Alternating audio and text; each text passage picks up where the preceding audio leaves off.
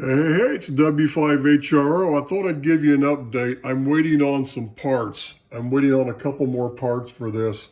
I don't know what I say in the last video I was doing. I have made an adjustment in my of my retrofit here, or this.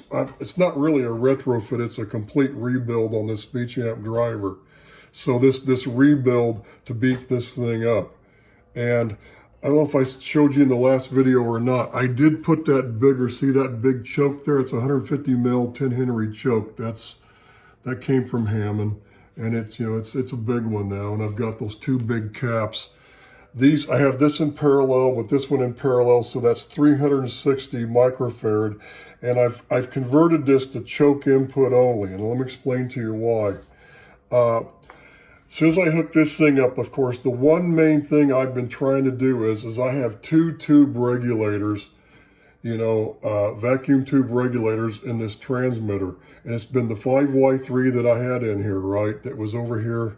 Where was it? It was where this hole is now, where the capacitor is. That was the tube socket for the 5Y3. Then I have the 5R4 on the 810, final modulator rack. And I'm going to remove, I've eliminated this one, and I'm going to eliminate the other one because I don't want that current draw, because, I'm trying to make the transmitter, because, when I built that RF exciter out of the T368 exciter, I built that exciter rack. I use linear regulators. There's a lot, that thing, I added a lot of current draw on the transmitter, so I'm trying to reduce everything way back down by eliminating all the tube rectifiers. The only ones that were left was this one that was here, which is gone, and the one on the 810 rack. So I'm going to solid state that one out too. The only problem is with capacitor input, if I put caps on both sides of this choke, I get like 530 some volts, and when I powered it up, it came up. I had the voltmeter. I was just gonna let it sit there for a minute. The caps and stuff only handle like 5 1/4, and I think the choke like 500. But it would come up just for a little bit, and I'd hear like a pop, something would snap, and the thing would the voltage would go away. I turned the power off. Turn it on again, it would come up just for a second before it would do that. It happened pretty quick, and it was like the output would just die. So something in the choke was arcing over or inside one of those caps. It didn't hurt anything because I've checked everything, and I checked the resistance across the choke, and everything is fine. So when I go to just choke input, I get 360 volts out, solid. So, and that's with like a light 60 milliamp load on it. I got like 360 volts. And I thought, okay, that makes sense, because this bigger transformer that I stuck in, or this one that they were making for Allied, it's a 375/0375, which means it's a 750 volt center tap. And with the choke input, if you calculate, that's what it comes out to. So choke input, that's about right. So, and I realized what I'm going to have to do. The only way I'm going to be able to use the 6AS7 in that cathode follower buffer mode, the only way I'm going to be able to do that is I'd have to have a transformer that would be at least 200 milliamps, that's like 410/0410, or maybe 415 or 420/0420, where I could do choke input. Because the only other thing I could do is I could leave this thing, I could make this thing capacitor input. I could put it on the input side of the choke too. However, I'd have to go back to a tube rectifier to drop that voltage way down to like the 400, and I don't want to put the tube rectifier back in. And not only that, when I think about capacitor input, that's the other thing. That 400 volts would only be instantaneous. As soon as you load the thing down, it's going to drop, because capacitor input filters have crappy regulation. Even though you get an overshoot at startup, on the output of a choke input filter, the regulation is way, way better. So I put like a 150 mil load on this thing, and that voltage dropped down. It dropped from the 360 down to just a little above 330 volts. And that's exactly what this, it's way better. And I'm going to add more caps on the line too. So it's going to be a little better, but during modulation, it's probably not even going to be noticeable. So I should have the extra current with this thing. However, dropping it down to the 360 volts max, is going to require me to do one thing, and that's to leave the KW1 driver transformer in the thing in the circuit and just hook everything up just like I had the 6A3s. Which is this is basically what I've decided that I have to finish this thing as. It's just an improved version of what I already had. Instead of using a pair of 6A3s, I'm going to use the single 6AS7 in the same cathode biased mode. And that's what I'm going to do. But now I'm going to have the compression, which I'm going to also get the AVC to work. I'm going to have this transformer. This transformer has got a flat response. Remember I told you this is that 128E. It's got a really, really super flat response. It's great. So it's better.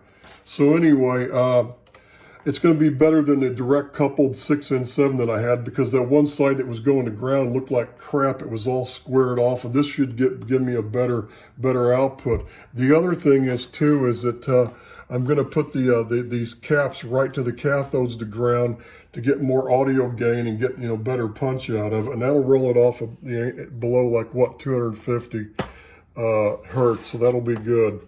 So anyway, that's what I'm doing. And I just got these new rheostats in last night.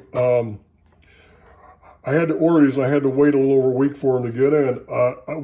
I had these two. The two of these I took off. What I did was I had to kind of rob Peter and Paul to build Mary is what I've done, right? That's one of my favorite sayings, rob Peter and Paul to build Mary.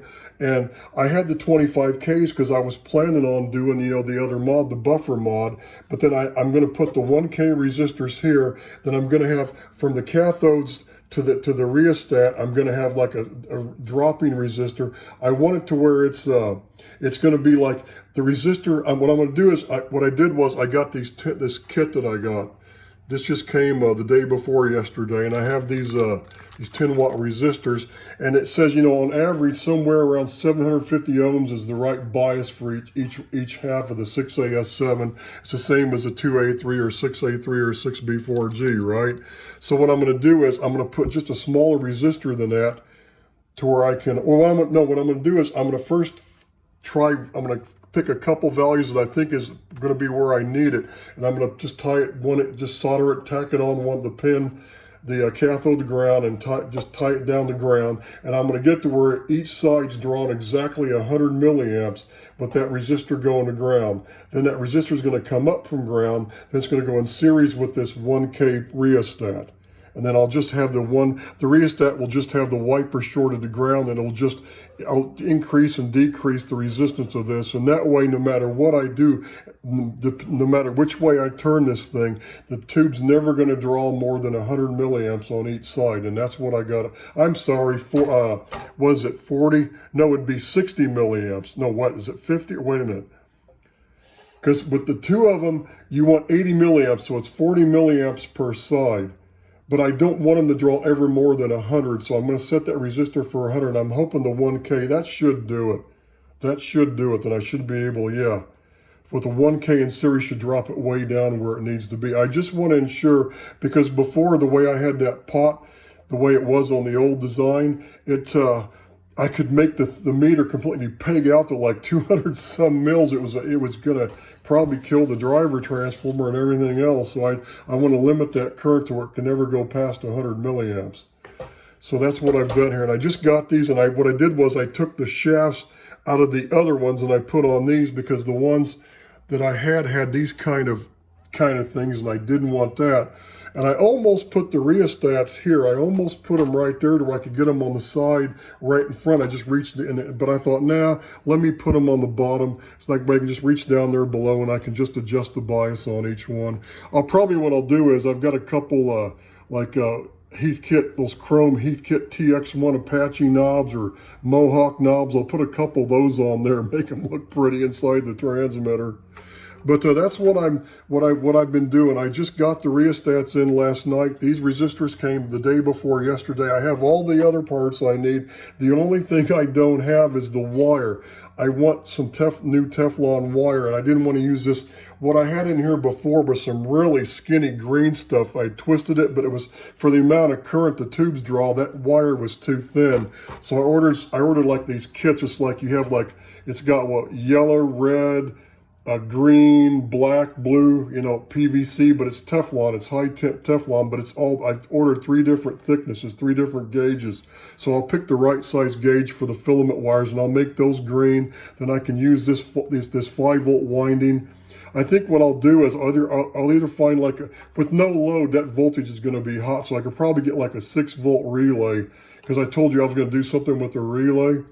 And then I could do that. Then everything else, I'm going to just try to match up the wires. These old wires for the 360 volts fine, because that's what, it's only like 150 mils. That wire is plenty heavy enough. You don't have to have heavy wire for low current. The filaments, that's another story, right? So that's why I'm doing it that way.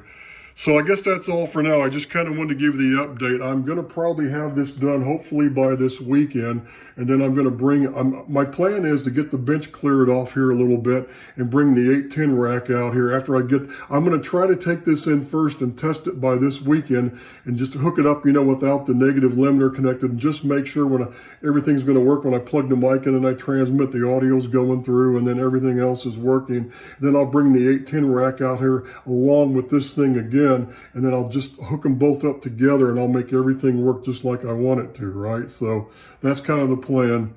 So hopefully I'm going to get to that point by this weekend. What happened is we had the weather here. I don't know what happened, but March turned out to be like May. Everything bloomed. All the trees, all the bushes, all the flowers, everything looks like May now. And we've had like high 70, low 80 degree weather for like the past 2.5, 3 weeks. So I've been outside doing stuff. So instead of being in here doing this, so I just got around to ordering the rest of the parts I needed the other night. So that's kind of the holdup. I'm waiting on parts. I should have done it a week ago, but I was busy working outside, so that's what I was doing. So that's the delay. So, but I am going to get this all finished up here really soon. So hopefully I'll have this all done this weekend, and I'll have the 810 rack out here. And if I do, I'll do another video. So 73s for now.